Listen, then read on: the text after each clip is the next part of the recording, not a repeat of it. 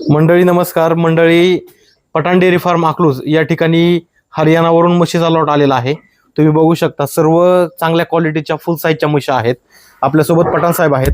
पठाण साहेब नमस्कार. नमस्कार. किती म्हशी आलेत आज? आता 10चा लॉट आपल्या इकडे विक्रीला अवेलेबल झालेला आहे. बरं, कशा म्हशी असणार आहेत या लॉटमध्ये? आपल्याकडे पहिल्या रूपासून तर तिसऱ्या वेतापर्यंत आहेत.